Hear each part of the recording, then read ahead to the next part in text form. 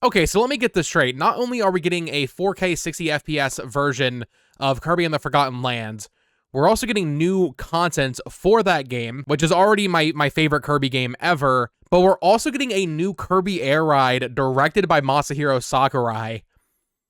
Kirby fans, we won. We are feasting. It feels like it's been so long since we had any substantial Kirby stuff to really chew on, but here we are, and Nintendo has given us two wonderful gifts in 2025. There is a lot to be excited about when it comes to Kirby this year, so that's what we're talking about in today's video. Of course, if you are new here and you enjoy Kirby content, but also Nintendo Switch 2 coverage, theories, discussion, I would appreciate you subscribing. Let's get into it. Alrighty, folks, welcome back to the channel. I hope your morning is going well. I just wanted to hop on here and talk about Kirby because for so long, it feels like we've been dying for Kirby news of any kind of game, which sounds funny because it's only been, what, 2 years since we had Return to Dreamland Deluxe, and that game was incredible, don't get me wrong, but a 2-year gap with basically no Kirby information at all, dude, that's unheard of for Kirby fans to have to wait that long for something, even just a morsel of like an eShop game or a spin-off or a remaster, which I think is why so many people were clinging on to the Planet Robobot rumor. It stands to reason that HAL is going to take even longer with the Forgotten Land sequel that we're all, dreaming of in our heads for Switch 2. So Planet Robobot kind of made a lot of sense. It's like, well,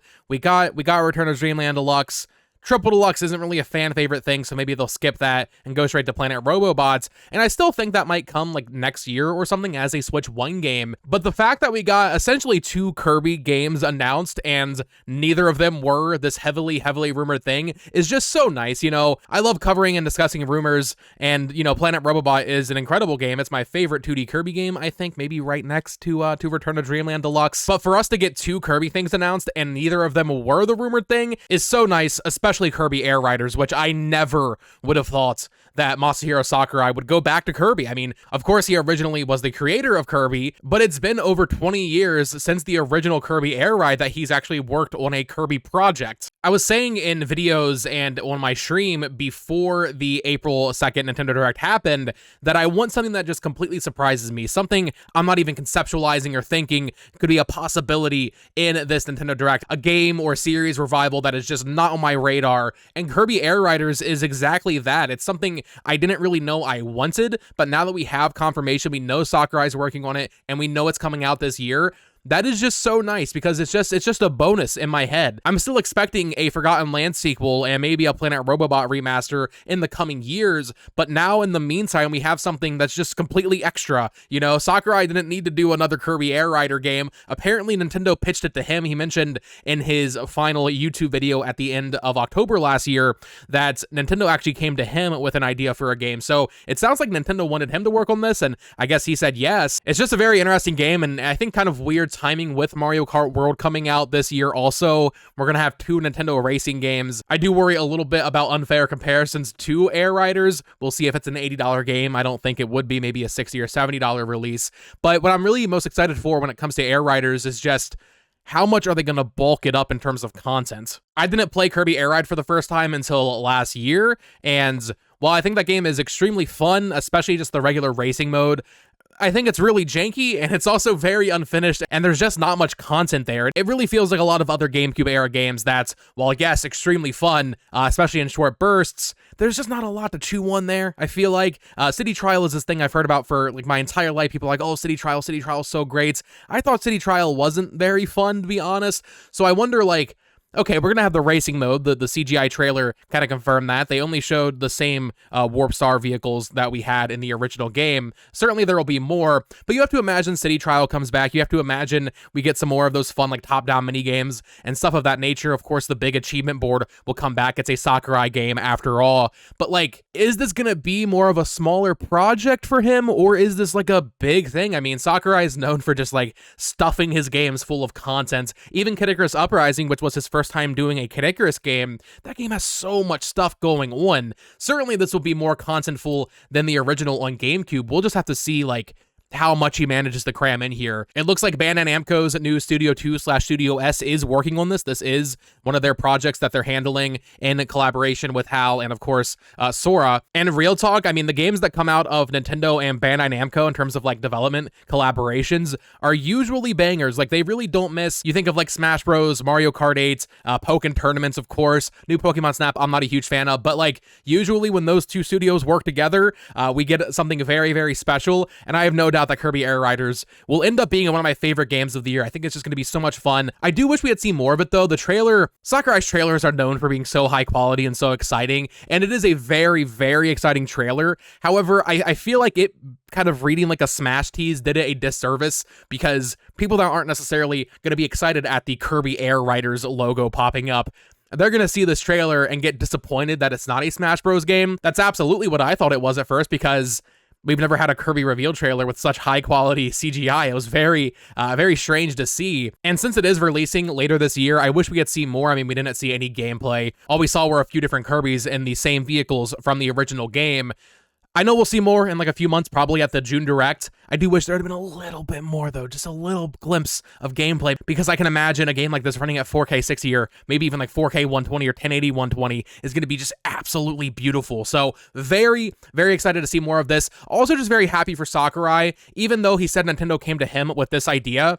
It's just nice that he gets a break. Even if this ends up being a smaller game in between Smash Bros, maybe there's a Switch 2 edition of Smash Bros Ultimate or something.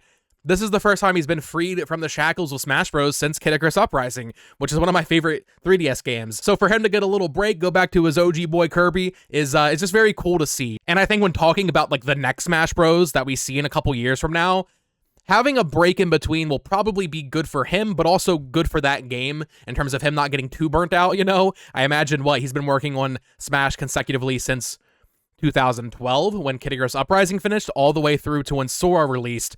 So him getting to do Kirby Air Riders is definitely a huge win. Now, Kirby Air Riders alone would have been enough to satiate me as a Kirby fan for the entire year. However, on top of that, we're actually getting a bit of an appetizer before with Kirby and the Forgotten Land Nintendo Switch 2 Edition plus Star-Crossed World. Always got to say that entire title. What a wonderful game title we have here from Nintendo. I cannot wait for this. Kirby and the Forgotten Land is one of my favorite Nintendo Switch games, maybe a top 5 Nintendo Switch game overall for me. I mean, it's a really special game. I think this is a seriously slept on 3D platformer. I put it above a game like a Mario 3D World. I actually mentioned in my Astrobot review last year, I like Kirby and the Forgotten Land more than that game. So like Kirby and the Forgotten Land is a seriously amazing 3D platformer. So to know we're getting new content for it, but also a 4K 60 mode, listen, dude, in my mind, Kirby and the Forgotten Land is already like, okay, this is like a beautiful game, one of the best looking Switch games. I found this comparison video. I'll have it linked down below so you can check it out yourself in 4K. But the comparison between Forgotten Land on Switch 1 versus it running on Switch 2, dude, it's night and day. I mean, I think this might be one of the best looking Switch 2 games, which is just crazy. But seeing this game running at 4K with 60 FPS, it is a visual treat, man. I'm so excited to see this, of course, and get my hands on it. But also, this is just a Switch 1 game running at a higher resolution and frame rates. And, you know, maybe they touched up some models and stuff. It doesn't really seem like that. It does seem like it's a pretty basic up-res and frame rate boost. But if this looks this good, imagine what Forgotten Land 2 was going to look like made from scratch for the Switch 2. Oh my goodness. I mean, the game already looks so good on Switch 1, but you have this thing running on Switch 2, Kirby moving around. It's so fluid. The crystals that are spawning part of the new Star-Crossed World content look so beautiful. When you can see the sky, when they get to that skyscraper, that also just looks so beautiful. Like, I don't love replaying games that often. However, when this releases on Switch 2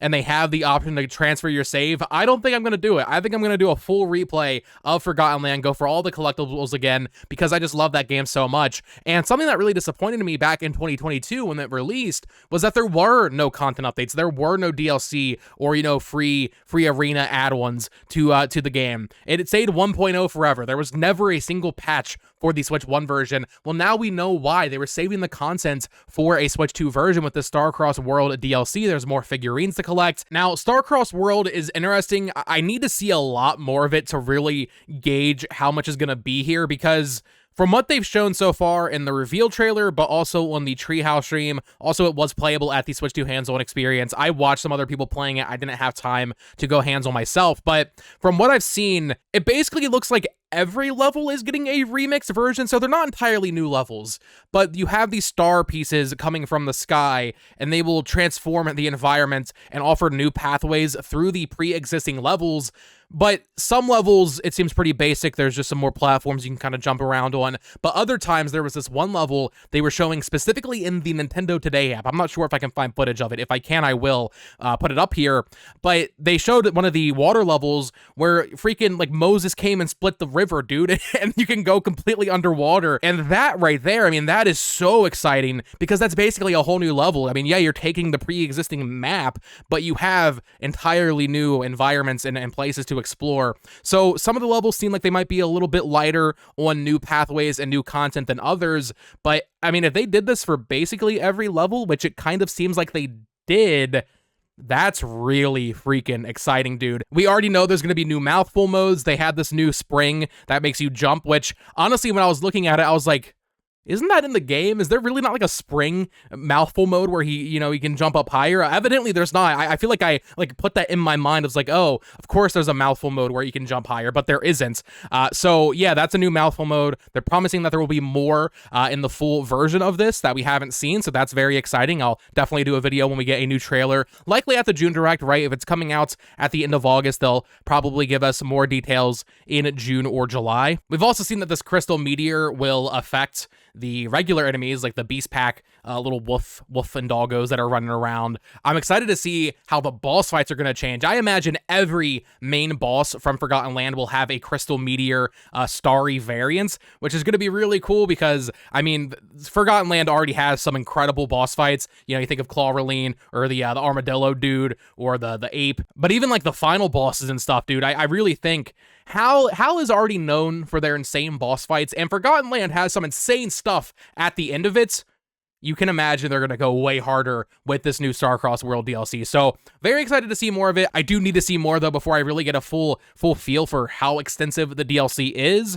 It doesn't seem like a huge expansion, but also if they're giving me a reason to go back and replay through every level, that's already like enough for me to make me very, very excited. And it's enough of a reason, I think, for most people to pick up a $20 DLC pack, play it on their Switch 2, running at 4K 60. Like I said, for me though, I might even end up doing a full replay through because this is one of the first games that me and Olivia played co-op when we first started dating, and it's gonna be like a little nostalgic, you know, going back to it on the Switch 2, replaying it. I am so excited for this DLC and the Switch 2 upgrade. But this is why I love trying to speculate and predict what games are going to come, because I get a certain image of like, okay, this is gonna come next, then that, in my mind, and then when those things don't happen, for a lot of people, I think they'd be disappointed, like, oh, where's Robobots? Oh, why aren't we getting Forgotten Land 2? I look at Kirby Air Riders and this new Forgotten Land Switch 2 version with DLC. I look at these two things and I'm like, oh man, that means there's even more coming than I thought, you know? It's like, oh, 2 cakes, or I guess in this case, like 4 cakes, because we're getting Forgotten Land Switch 2 plus Air Riders this year. Those are both 2025 games. Kirby is usually annualized. However, we didn't have a game for 2024, and I mean, Return to Dreamland Deluxe came out at the beginning of 2023, so I think there's probably something else, dude. I think we will get something else next year, even if that is Planet Robobot. I was talking with some friends. I really want to see the next 3D Kirby, Forgotten Land 2, whatever they end up calling it, for sure. I mean, that's on like the top of my anticipation list. However, Star Allies is not that great. I like Star Allies. It's fine, especially with all the updates. It became a much more finished product. Honestly, dude, I know this might be a hot take, but I'd be totally down if HAL wanted to, in the meantime, make a 2D Kirby game with what they learned from Forgotten Lands. Because 2D Kirby, there's already so many great 2D Kirby games, and I totally get that, but a lot of them do feel kind of samey. Planet Robobot really broke the mold the most, or like a game like Epic Yarn from Goodfeel. But imagine a 2D Kirby game with the creativity and the thought and the level design of a Forgotten Lands. I would totally be okay with them making a 2D Kirby next, let them take even longer on the next 3D Kirby game. But either way, whether or not we're getting a 2D Kirby or a 3D Kirby next, I don't think it's going to be that far away. People are looking at this Forgotten Land DLC and saying, oh, it's going to be 4 more years until we get new Kirby content from HAL. I don't think so, because it is just a DLC update, and we didn't get anything for most of 2023 and 2024. So I still think we see something next year. Maybe not released, but like maybe E3 2026, they announce the next 2D or 3D Kirby game for spring 2027. I know that sounds far away, but in the meantime, we have so much to look forward to, including a potential Robobot remaster. I really hope Robobot does happen. I just also hope we get Triple Deluxe with it, because I think that game is underrated.